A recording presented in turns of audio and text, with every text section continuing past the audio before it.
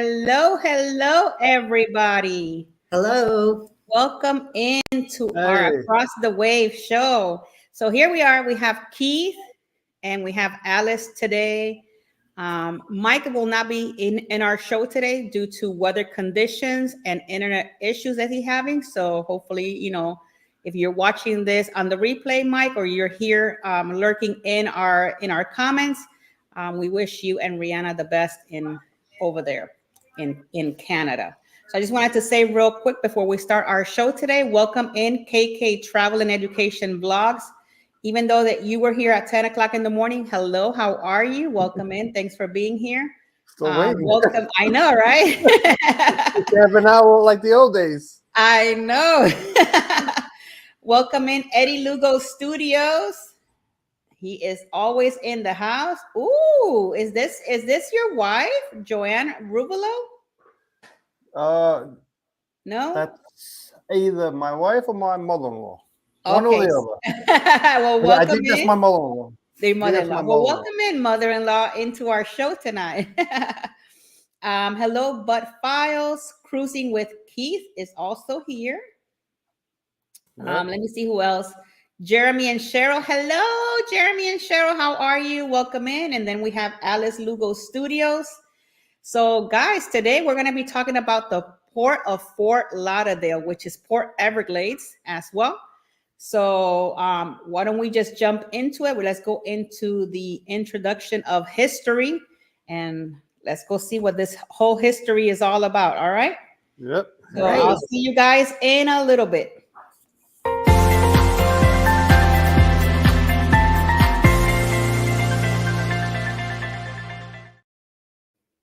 Well, hello. Thank you guys for being here. The team is going to check out the comments and all of that while we do the Port of Everglade history. So tonight, it's interesting because we're talking about the Port of Everglades, and this is one of the great ports that I like to visit when I go to Port Everglades, especially if you're doing a celebrity cruise. They actually come out of Port Everglades. And there's some pretty cool ships on this port as well.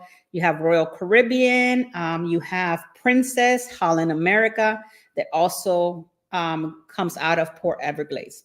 So tonight we're going to be talking about the history. Well, I'm going to be talking about the history of this port. So we're going to start by, all right, here we go. From the dreams of the early South Florida settlers, more than 100 years ago, was a now known Port Everglades first emerged as it means for local farmers to ship their produce. Visionaries of the 1800s to early 1900 sow seeds for what will be some days develop into one of the nation's most vital center of the trade and tourism. Efforts of the port development focus around the shallow lake that was separated from the Atlantic Ocean by a slow sand ridge. This body of water, known as Lake Mabel or Bay Mabel, was soon to be called Bay Mabel Harbor in 1911, the same year of the Fort Lauderdale official incorporation with William H. Marshall as its first mayor. Members of the Florida Board of Trade passed a resolution calling for a deeper water port so farmers could ship produce to the north and the west. In 1913, Marshall and Frank, who had arrived in 1893 to operate a ferry service and later added a camp and trading post on the banks of the New River. The former of the Fort Lauderdale Harbor Corporation, which eventually opened a New River of the sea for small boats by digging out the Lake Mabel cut.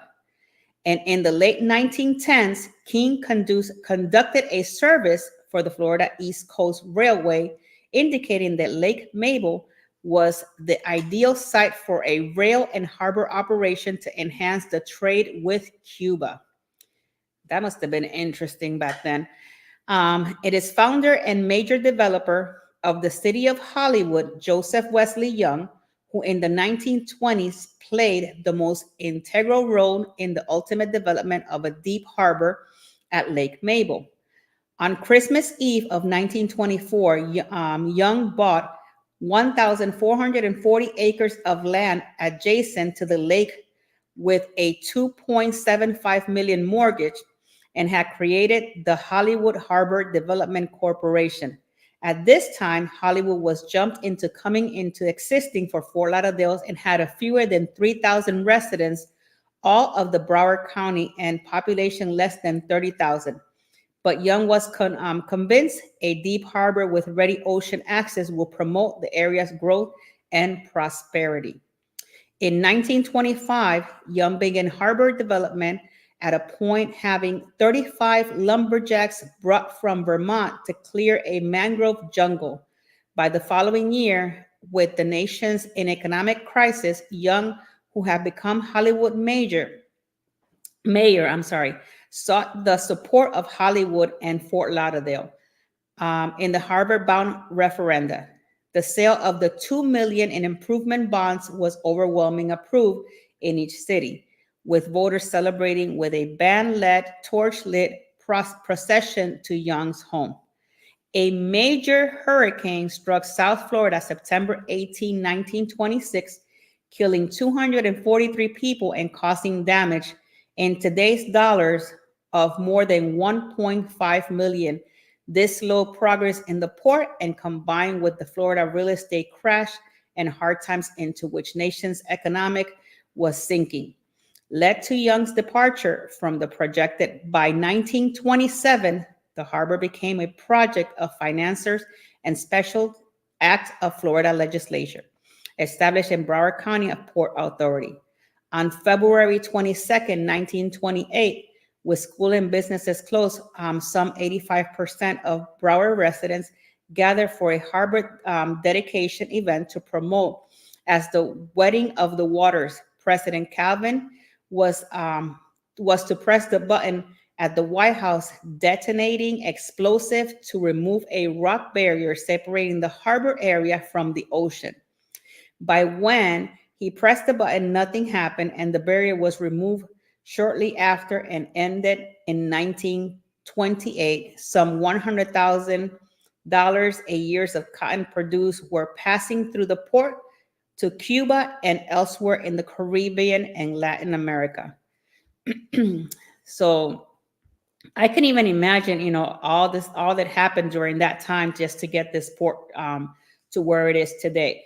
But just so that you guys know, Fort Lauderdale's first airport was dedicated in 1929, the same year that the port project was officially deemed completed, and certificates were obtained for construction of the port railroad link to the FCEC. Also in 1929, the port welcomed its first cargo ship and its first military ship, the USS Antares, carrying personnel of the 2nd Battalion of the Fleet Marine Force. In the late 1920s and early 1930s, flour, feed, fertilizer, sugar, fruits, and vegetables were commodities with the most promise. To promote the seaport's potential regional impact, several women's clubs conducted a name contest in 1930, and regional of the Port Everglades was chosen to represent. The gate to the rich agricultural areas embraced and our 4 million acres of port in the back door. The 1960 yielded several milestones events from Port Land Development, Florida Power and Light Corporation brought 4 operating units online, and its Port Everglades plant petroleum products. Rain at the port, predominant commodity, and storage tanks farms kept growing. In 1965, the Broward County Port Authority was renamed Port Everglades. And in 1967, 300 acres were bought for development of what will become the thriving Southport Cargo Terminal several decades later. In the late 1970s, brought the opening of the Foreign Trade Zone number 25, and the first rail-mounted container was established, followed by the first port-owned grantee crane in 1981, and by the late 1980s, A third Grantee crane was placed. The 8th cruise terminal opened and 30 berths were operational. Development in 1990, including 1991, opening the Greater Fort Lauderdale Broward County Convention Center at Northport, opening for 2 parking garages, further cruise and cargo facility enhancements, and in 1994, the transfer of seaport governments from the Port Authority and Broward County government. This decade has seen the furthest diversification for port activity, with a boom of container traffic making Port Everglades one of the nation's top container ports. As history has proven, the careful planning has paid off, and the port is again updating in its master plan to ensure continued growth and success in the coming years. So could you imagine all the efforts and everything that they have to go through in order for that to be, for this port to be what it is today? So with that being said, this is your history in the Port Everglades. So I'm going to bring you guys with Alice so she can take you around the port. Thank you.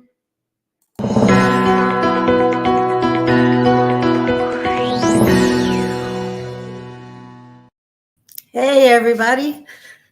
Hope you're enjoying the history of Fort Lauderdale. And now we're going to talk about things you could do around the port. And first, though, I would like to welcome in a few more people that have joined us. So let's see, we have here Joanne Ruvolo. Sorry if I didn't pronounce your name correctly. Marjorie Ambrosi, Nancy Kowalski, welcome in. Emily, welcome. Amunsi Channel. And Mike and Rihanna, of course, are here.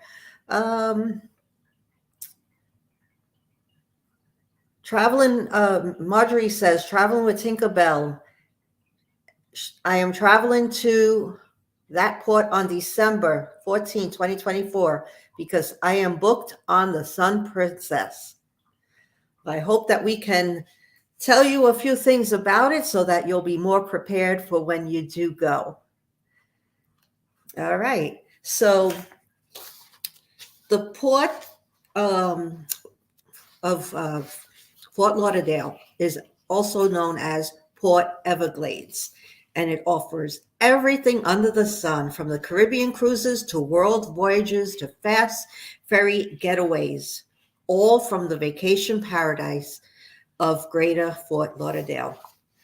And the location is in South Florida, and its neighboring Caribbean makes it one of the 3 busiest cruise home ports in the world.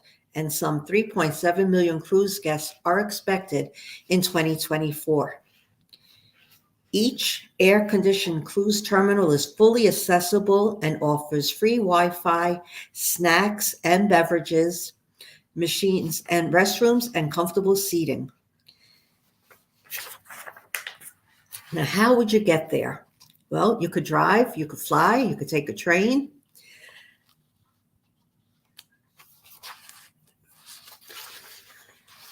So if you're going by car, the port is accessible from I-595, I-95, I-75, and US 1 Federal Highway, and Florida's Turnpike.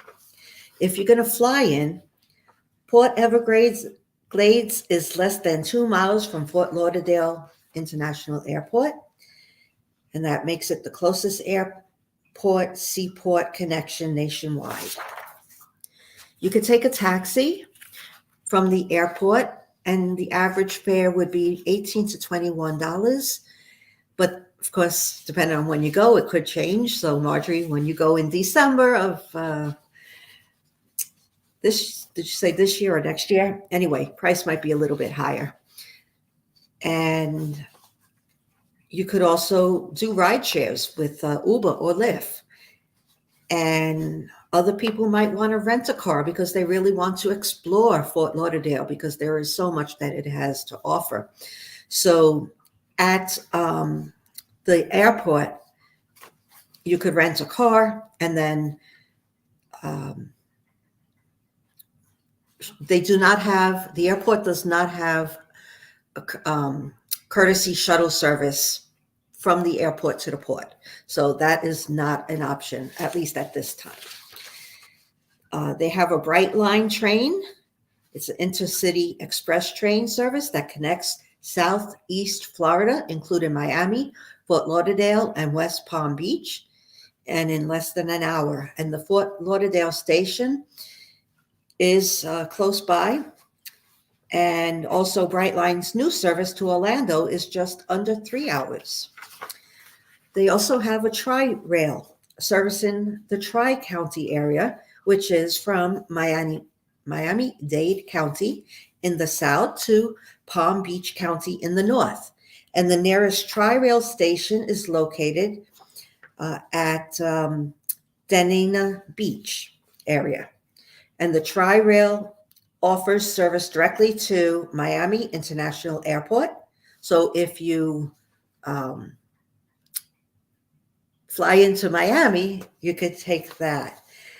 And they have a complimentary shuttle service to Fort Lauderdale Airport.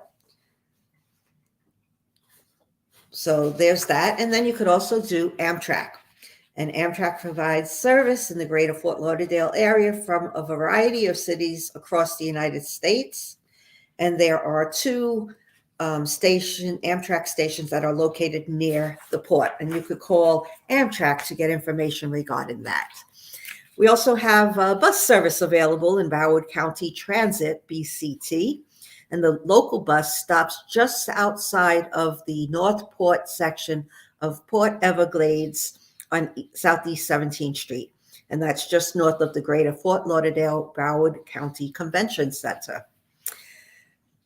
Also, if you're staying at a hotel nearby, you might want to check with them because some of them do have shuttle service. You might have to pay for it. You might have to pre-book your reservations, but that's another option. So when you're looking at hotels, just, ask them that question if they have shuttle service to the from the airport to the hotel, and then from the hotel to the cruise terminal. You never know what you might find out. When you get to the cruise terminal, Fort Everglades and is like one side, and they have like 4 terminals, and then a little bit over to the other side is the Fort Lauderdale part of. They have about 6 or 7 terminals. So it's all within that area. You must be 18 years old or older to enter the cruise terminals. And you must present a government-issued photo ID, such as a driver's license or passport, as well as your cruise documents. You don't have to be 18 or older. I'm sorry, I misstated that. Of course, little kids could go on a cruise. But if you're 18 or older, you must present this identification, okay? You're not allowed to bring any weapons inside the terminal. And of course, you can't bring weapons on the ship. So make sure that you look at the porteverglades.net and cruising security for more information. Do not put your travel documents inside your checked luggage because you will need it multiple times once you're in that terminal.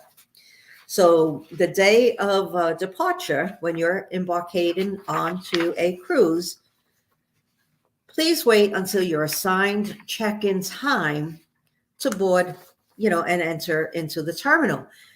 If you go early, if you have a check-in time at like 12 o'clock and you want to go there at 10 in the morning, you know what's going to happen? You're going to have to wait until at least 12, maybe 12:30 to get onto that ship because they're going to take the people that are scheduled for 10 o'clock in the morning. They're going to go first. And you're waiting for people to come off the ship before they can start boarding the ship. So if you have a later time, don't go at the early morning time. Leave that for the people that actually have that time. And attach luggage tags provided by your cruise line to your checked luggage. I also put it on my carry-on bag just in case I happen to lose it. I want to make sure that that carry-on bag makes it to my room. So, put those ID badges onto it, and that way everything will be in order and you'll get your bags a whole lot quicker. I also recommend putting your name and address on the inside of your luggage as well, in case the tag falls off. You can, someone finds it, they open it up, they know exactly who it belongs to. If you arrive by car yourself and you're going to go then park that car, hopefully you're with somebody and you could drop your passenger off with all the luggage. If you're by yourself, well, you're actually going to drop it off with the porter at the cruise. And that way you don't have to bring all your luggage from the parking garage and now walk all the way to the terminal where you enter in with all your luggage in hand. Just have your carry-on luggage. And keep like I said, all your identification with you, the cruise documents. Also keep your medications with you in your carry-on. You don't want to put that in checked baggage. And any valuable items, your cameras, anything that has value. If you're bringing expensive jewelry or something and you're not wearing it, keep it with you. You don't want to put expensive things into your checked luggage. And also check with your cruise line for carry-on beverages. Not every single cruise line is going to let you bring in that stuff. At the Port Everglades, Fort Lauderdale cruise terminals, they do have elevators available for passengers with mobility issues. And if you have heavy bags because you didn't want to leave it with the porter, you want your stuff right away or whatever, and you're going to carry your bags on and they're bulky or whatever, you can use those elevators as well. Okay, and your carry-on baggage will be screened at this port. And there's no restrictions for carry-on liquids and gels. So if you have a full-size shampoo, conditioner, you can bring that full size. But why bring it all if you don't need it? Put it in a small little, they have the small 3-ounce travel bottles. Fill it up there and do that. So, Tinkerbell, can you bring up my slides now, please? Okay, so here's a picture of Port Everglades, Fort Lauderdale, Florida. And so here I'm showing you the airport and how close it is to the 2 cruise ship terminals. Port Everglades is up on the top star, and then the lowest star is the Fort Lauderdale. I'm getting mixed up with my ports and my forts.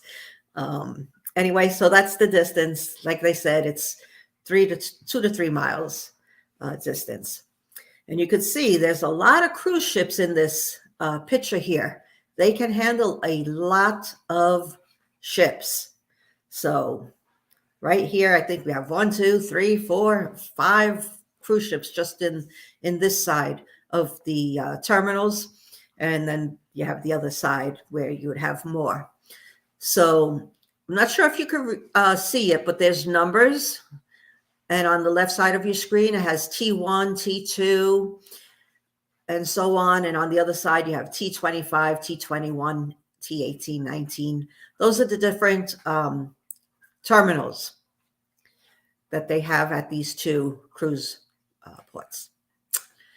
And this picture here I'm just showing you is the different cruise lines and the different terminals, just enlarged.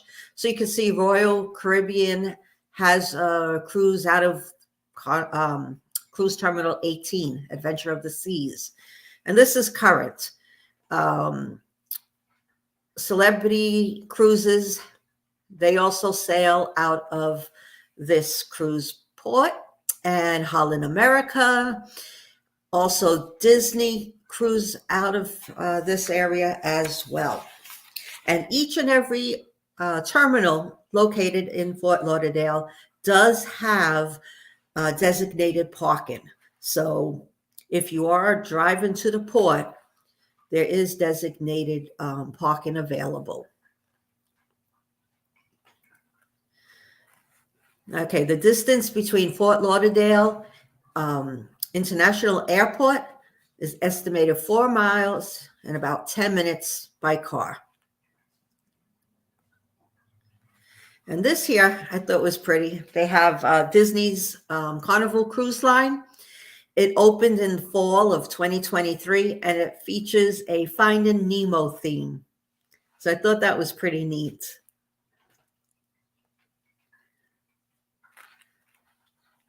Oh, and Eddie says the port looks nothing like it did back in the 80s. This here is Cruise Terminal 18.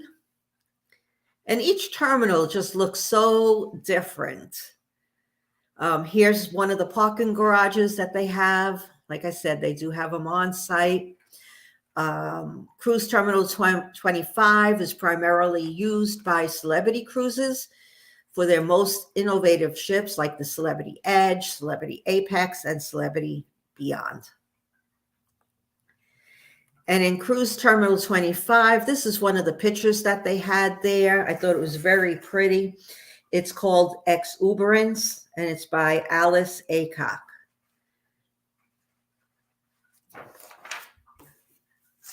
And then here in Terminal Cruise 18, this one is called Cruisin' School by Larry Kirkland. And in every single terminal, they have art available for you to look at. Now, I don't know if you'd ever take an excursion to go somewhere, not excursion, but, just go from port to port just to see what kind of art they have there. You might have to book a different cruise each time just to go to the different terminals. But each one has, and on their website, you could actually, Port Everglades, you could look at the different terminals and they'll show you what, what is there. Like I said, parking is available at every terminal, and it's secure parking, and cruise guests should drop off their luggage with a porter at the cruise terminal before parking. The maximum daily parking fee is $20, and it includes taxes. And they have contactless garage entrance. So you take the parking ticket with you when you're boarding your ship, so you can pay for parking prior to returning to your car. Parking is within walking distance to most terminals. So don't leave the parking receipt on your dashboard, because that's just extra steps for you. You have to walk all the way back to your car, get the receipt, just to come all the way back to the kiosk to pay for your parking. They don't want you to do that. They want you to take that parking receipt with you. And then when you get off the ship and return to the garage, you just go to the kiosk, pay for your parking, and then you go to your car. Okay. They do have complimentary shuttle service between Palm Garage and Cruise Terminal 29. And they do have oversized and recreational parking available. Okay. Now, I don't know how many of you like to read while you're on a cruise ship, but for those of you, and I know some of the ships are like doing away with the libraries now. The newer ships are, at least. And I don't know if they'll eventually, when ships go in, the older ships go into dry dock, if they are going to do away with the libraries. But if you like reading on your cruise, they actually have here in Fort Lauderdale, they give cruise guests access to the library at Broward County. And all you need to do is visit broward.org/library using the free Wi-Fi in the terminal. And then you select Get a Library Card from the quick links heading. Click on Apply Online, for a library instant e-card under highlights and fill out the form. And guests can, can borrow a book while you're on the cruise. So I think that's a nice feature. You could also, you have unlimited access to online ebooks, music, magazines, movies, and more. So that's a nice feature that they have, that you could do there if you do like to read. And a lot of people ask some questions when they're cruising. So I'm just going to go over some of these questions with you. A lot of people will ask, do I need a passport or birth certificate to cruise? It all depends on where you're going. And the best place to go, believe it or not, is not Facebook. And go into these Facebook pages for the cruises. They're just pages that people created. You're not actually talking to people at those cruise lines. And usually they give you really, someone's asking this question again. Just check with the cruise line. Do a search on the line that you're cruising with, and they will tell you if it's a closed loop, you probably don't need. You're leaving from the United States, you're going out, you're returning back to the United States. You probably don't need a passport. But let me tell you, at Fort Lauderdale's and many other cruise terminals, they have a quick and easy way for you to get in and out when you're departing. You have to go through customs, and you have to, show your your passport, and then your birth certificate if you don't have a passport. And so now what a lot of these terminals are doing is they have a camera.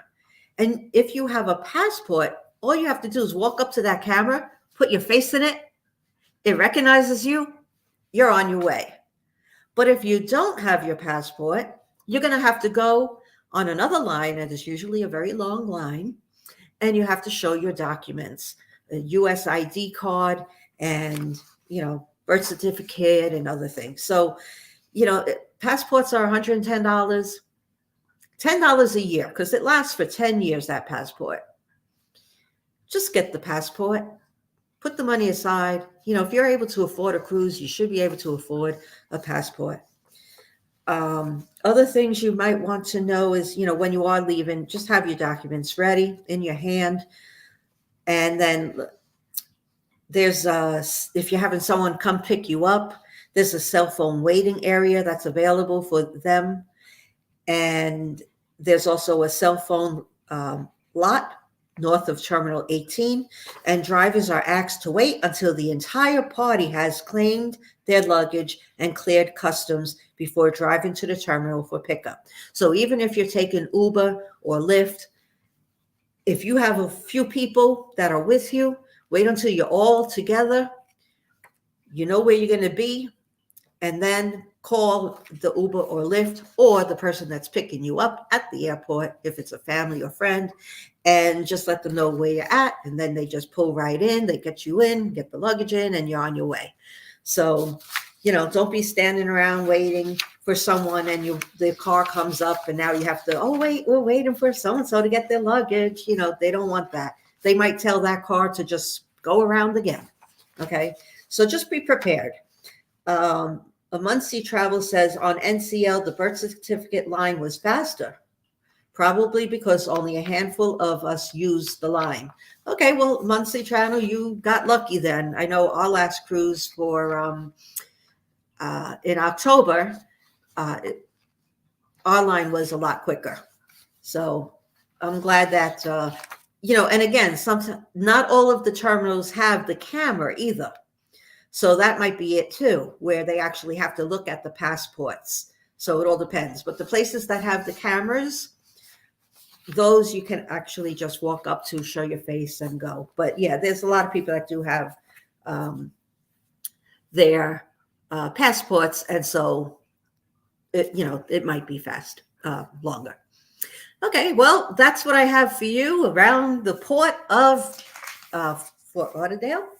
And now we'll go on to Keith.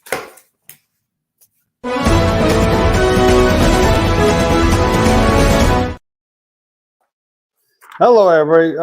Good job, Alice. That was a lot of great information for everybody. So now we are here for the news. In Florida. So let me start off with the weather. So today's weather was actually a high of, actually, it wasn't a high. At the time I looked, it was around 5 o'clock in the afternoon. It was 69 degrees. The gas prices down for Fort Lauderdale are $3.12 a gallon. The minimum wage down there is $12 an hour, which is, to me, that is ridiculous. It should be a lot higher. But over the next 3 years, it's going to go up $1 every year. But I believe everywhere in every state, it should be at least $20 because you can't live off of $12 an hour, right? Compared to New York, where I'm from, it's $16 an hour in New York. So to me, that is currently crazy. And yeah, so currently at the port right now, the ships out there. If you could put up the pictures of the ships, yep. So the Disney Dream and the Enchanted Princess were docked there today, but by now they have both left already on their way for a wonderful cruise, which obviously any cruise is always wonderful, but I would never go on Disney, obviously, because there's no casino. That's one day. Yeah, so let's see. Okay, so in April of 2023, Fort Lauderdale was hit with a massive flooding, which caused some delays for the upcoming cruises and all that. You can take off the picture now if you want. All right. So let's see. See. Okay.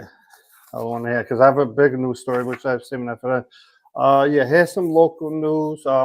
A man was tased at the Fort Lauderdale airport, and he was arrested for assaulting a police officer, which is recent news.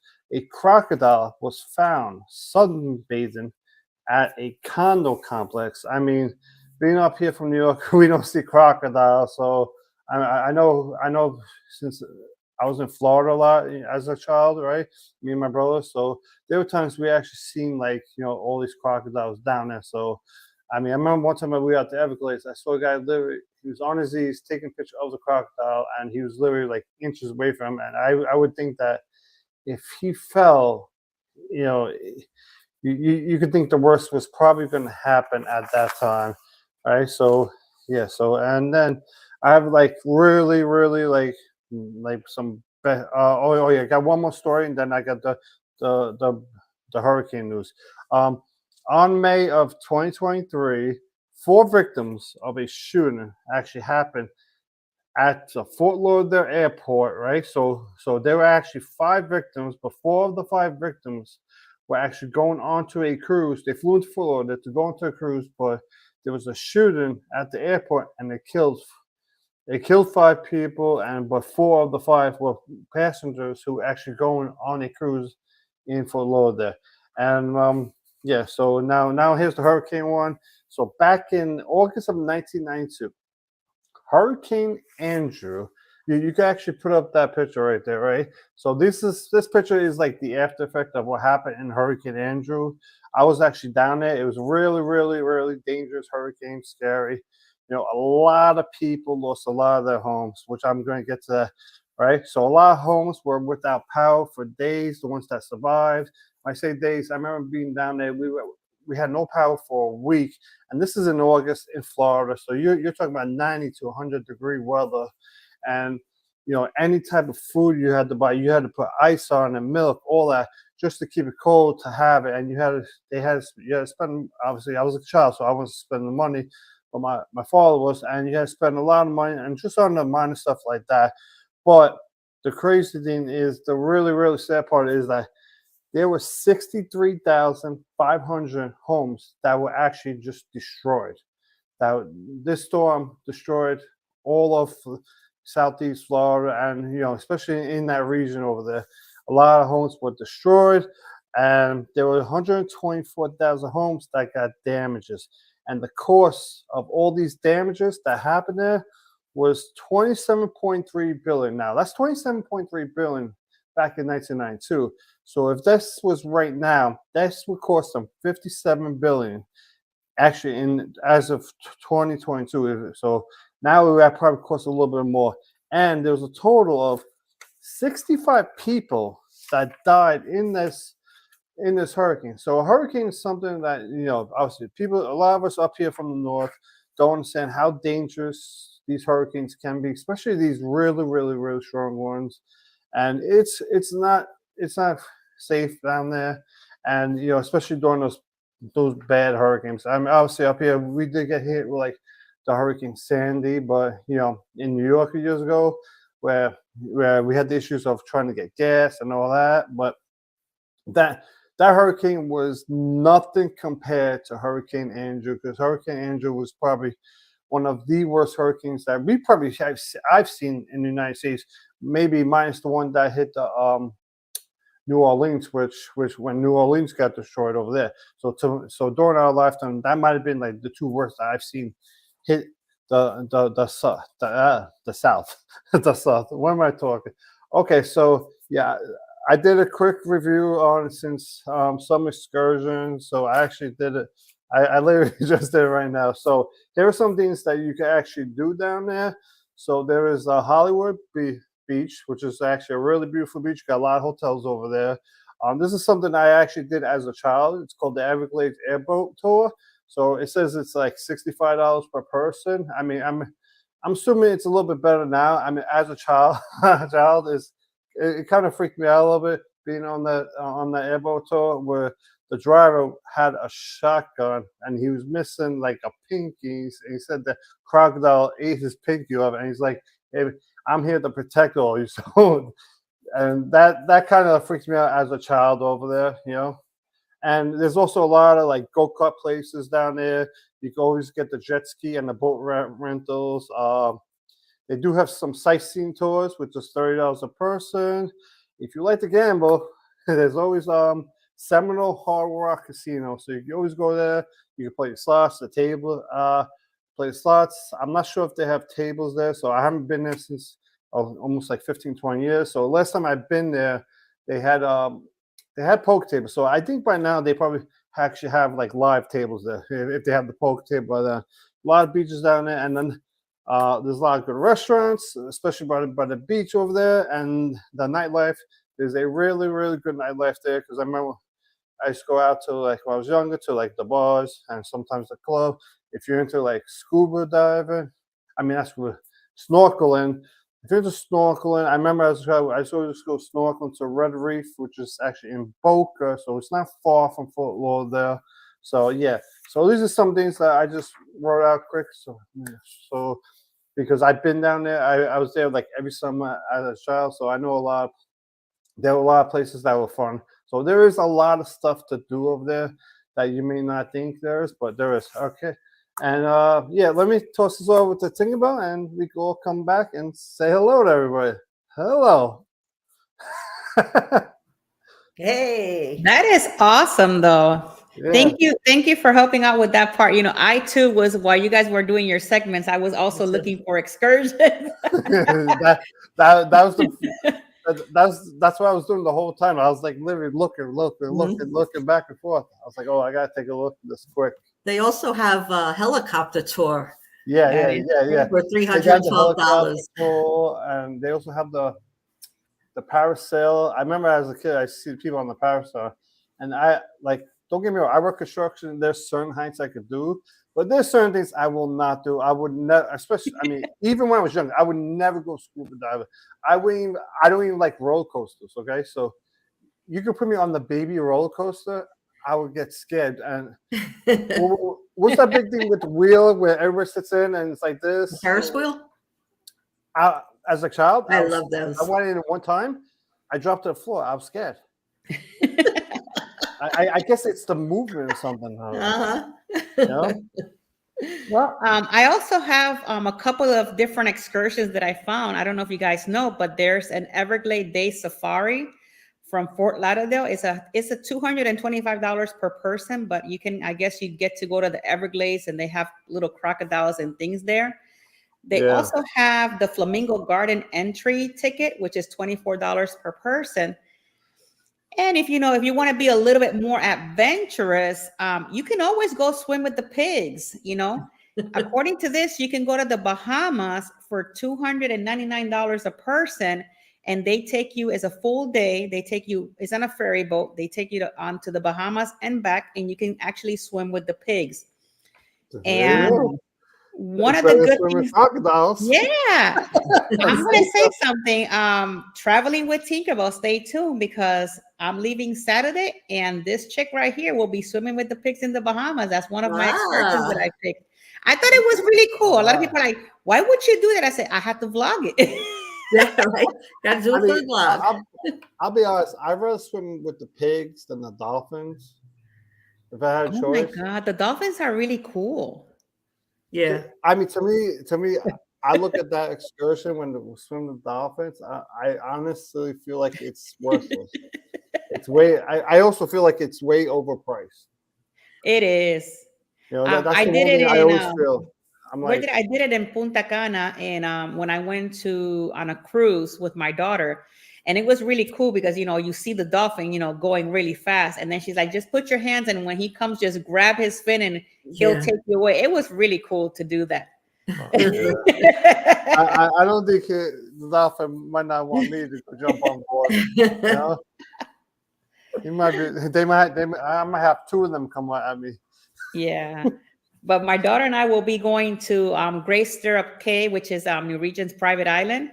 And for $149 per person, they take you, it's like a little ferry that they have, which you get on, and they take you to another little island where they have the pigs, and then you get to swim with the pigs. And some information that maybe not a lot of people know, they actually rescue this pigs from being slaughtered. And what they did, they rescued them, they brought them into this little island. So it's a private island that they have for them. That way, they don't interact with the people. So they only have a group of 10 people that they take at a time there, and you get to enjoy time with them and stuff. So that's going to be very interesting. Yeah, that's good. I mean, cruising's fun. There's a lot of things that people don't realize. Like, you can spend so much money on excursions without even realizing it. Like, okay, for example, I have a cruise coming up in May, right? So, which you've already done that whole thing recently, which is 4 ports. So if you think about that, I want to do an excursion at every port, you could spend easily over $1,000. So you got what a lot of people don't realize is don't do an excursion at every port. Pick and choose which port you want to do that. Pick. Just like my cruise I have in September, I'm only picking one excursion because I want to do a big vlog on that excursion, which is going to the Mayan temples. So, but that one, don't get me wrong, it's an expensive one. I think it's like almost like $150, $200 a person. But because I'm going to do like a whole big vlog on it, and this is something that I've always wanted to do. Like, everyone has like a bucket list of things you want to do, like going to see the pyramids in Egypt, right? So going to see like those, and it's also those pyramids, those ruins down in Costa Maya. Those are things that's part of my bucket list. So I get that done, it's done. You're gonna like it because I've been to Costa Maya, and I went to one of the ruins there, and it was really, really nice.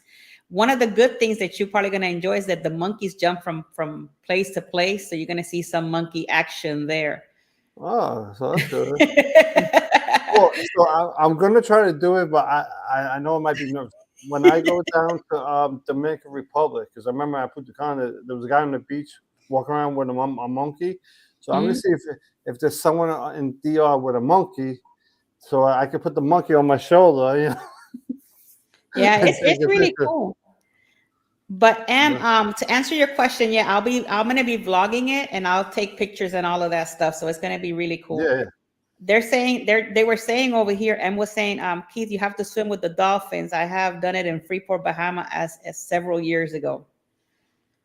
I just don't see that. You know what? To me, I just think it's a waste of money. If honestly, if I want to go see dolphins and pet them, I'll go to the aquarium. I'll be honest with you. If anybody's going to do a dolphin excursion, The best dolphin excursion is when the actual dolphin is in the ocean, not in those like kind of like big pools that this people sometimes have them on. The ocean excursions are really cool because they're in their environment, and it's really Yeah. nice the things that you can do with them. Mm. Yeah.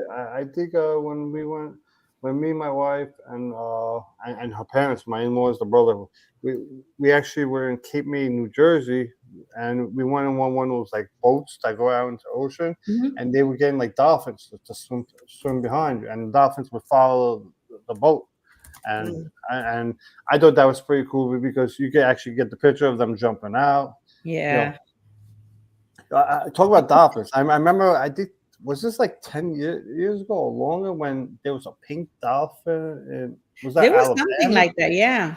Was that like Louisiana, Alabama, somewhere in that region? I remember there was a Yeah. pink dolphin. I remember hearing about a pink dolphin. I've never seen one, but I remember hearing about it. No, yeah. That'd be cool. Welcome in, Todd. Thank you for coming in to the party the late this evening. Just said you came in. Oh, We're talking about the port of Everglades today. So I yeah. think the pink dolphin is still near NOLA. Okay, so it's in the NOLA area. Okay. Oh, yeah. That's what I thought. I couldn't remember where it was. Yeah, That must be I- interesting though. yeah. And another time, I remember when we were kids. Me and my brothers, we went to Fort Myers, right? Which is like 3 hours, what's that, west of Fort Lauderdale. So we went to Fort Myers, and some lady runs out of the water running. She starts screaming shark, but it wasn't a shark. It was a dolphin. That was, you know, that is something that can happen. Well, Go I ahead, just Alex. found this interesting full day Everglades biologists led wet walk. Yeah, I saw that. You Ooh. saw that? You go deep into the Big Cypress Natural Preserve on a small group wet walk led by a Florida master naturalist, then take an hour-long boat trip through the 10,000 islands of Everglades National Park with a naturalist guide. You will identify plants and animals throughout the day. You'll watch for rare orchids and other things I can't pronounce, manatees, dolphins, Yeah, the different manatees. birds in the Florida's vast swamps, and also embark on a 1 hour airboat trip way out in the real Everglades with stops at Native American tree island villages. And then you have lunch, and other eco and cultural experiences are also included. And the full day tour includes transport from Greater Fort Lauderdale and Miami, making it a great way to explore Florida's fascinating ecosystems, even with limited time. And that is $339. And you visit a Big Cypress Natural Preserve and the Everglades, swamp walk under a canopy of cypress trees, see Florida's wildlife and native habitat, eat a local lunch in Everglades City, boat tours of the 10,000 islands, and it includes all entrance fees. So that sounds That sounds very interesting. pretty interesting to really get Yeah. in there. It, And you see it them is walking with, interesting, they but give them pants to put on so that they yeah, don't get all yucky, How dirty. long? How long is that yeah. excursion, Alice? It says 9 hours approximately. Ooh, So if that's you're a cool there like ride. the day before the cruise, or you're just going to Yeah, Fort Lauderdale, you're just going there Right. to visit for a while.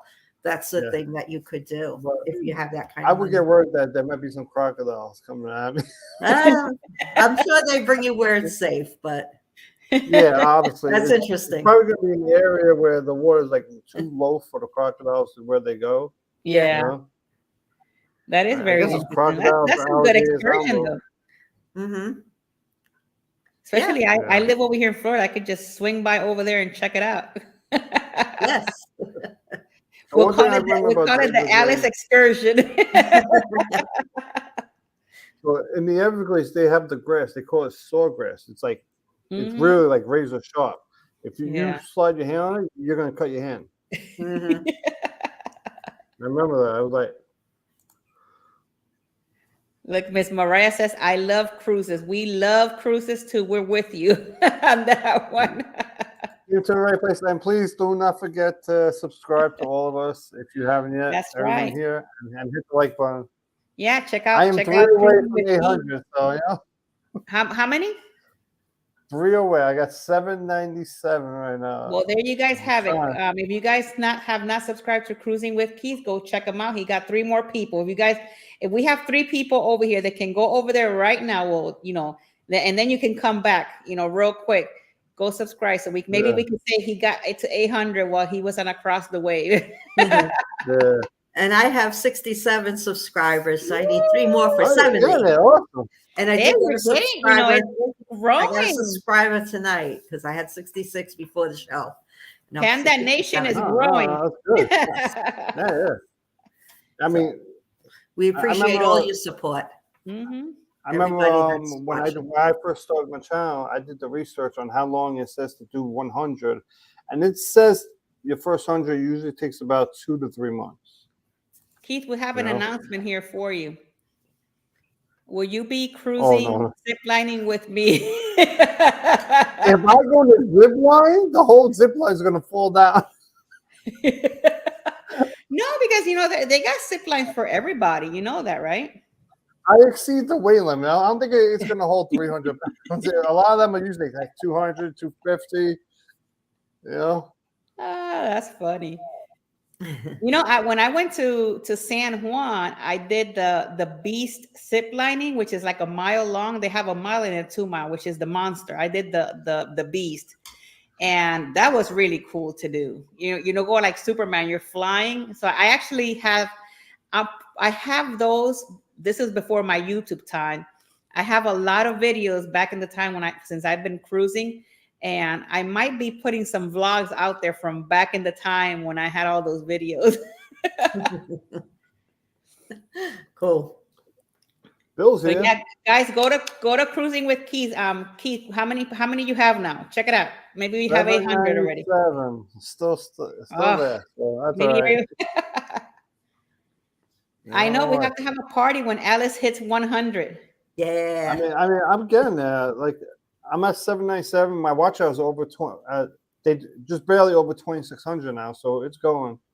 Trying. I'm hoping by like April, I'm like fully monetized, hopefully. But I mean, it's a lot of work because every day I'm doing cruise news, and I'm always like looking up stories left and right. Yeah, that's true. So, Look, Todd's saying hi again to Scott. Let me see. He's saying hi again. Anybody also hard to type while being on an exercise bike. But at least you're here and you're hearing it. So thank you so much for being here, everybody. yeah, definitely. We appreciate all of your support, for coming Yes. in and spending some time with us here tonight on Across the Wave. Do you guys have any announcements that you guys want to do? Well, I got my. Go ahead, Alice. I'll be going on my cruise next week, and I know Tinkerbell's going on her cruise this week. This Saturday. This Saturday. So next week on the 24th, Tinkerbell is going to be going live from the ship from Norwegian Escape for Across the Waves. Right. It's one of my favorite ships. I know. So yeah, next this Saturday I'll be taking a group. We're going to be going on the Norwegian Escape, and I'll be coming in live on, I think my Tuesday show. It might be a little earlier because I have a dinner like at 7:30. So it might be a little earlier, maybe 5 or I think maybe between 5 and 6, depending. And then we're going to have our regular Across the Way show at 8 o'clock on Wednesday of next week. And it's going to be live from the Norwegian Escape. We're going to do a walkthrough. I also have an announcement for those of you guys that don't know. I became a second-time grandmother on Friday.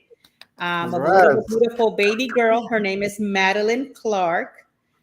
She was 7 pounds 5 ounces. So my mom and daughter are now home, so everybody's doing good.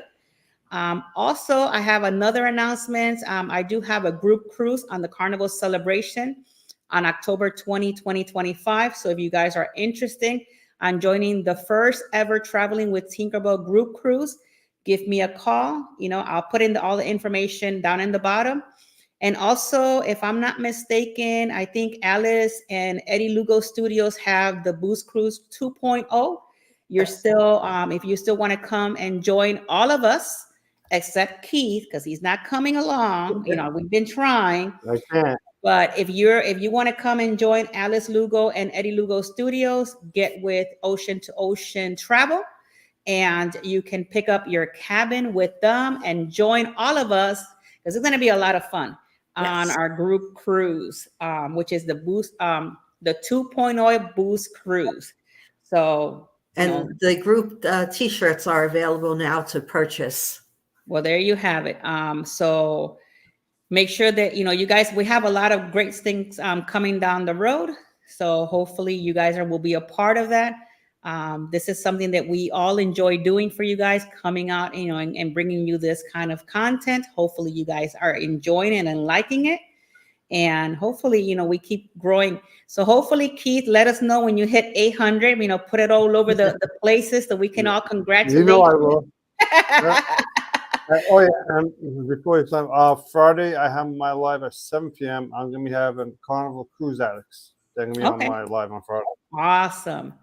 So there you guys have it. So we have a lot of stuff going on. If you're part of any of our channels, come say hello when we're on live. And if you still are not part of one of our channels, go check Cruising with Keith, Alice Lugo Studios, also Mike and Rihanna's Adventure. He is also part of our group. He's not here today because of weather and internet issues. So go check them out, give them a love from all of us as well. So I'm hoping to see you guys again next week. And thank you so much for being here today. We love you all to the moon and back. Anybody else want to say anything else? You guys are all good? Yeah. That's it. All righty. So another episode down. Woo! All right. Well, I see you guys. I'll see you guys next Tuesday across the wave on Wednesday. And toodles. Bye-bye. See you next week. See you all next week.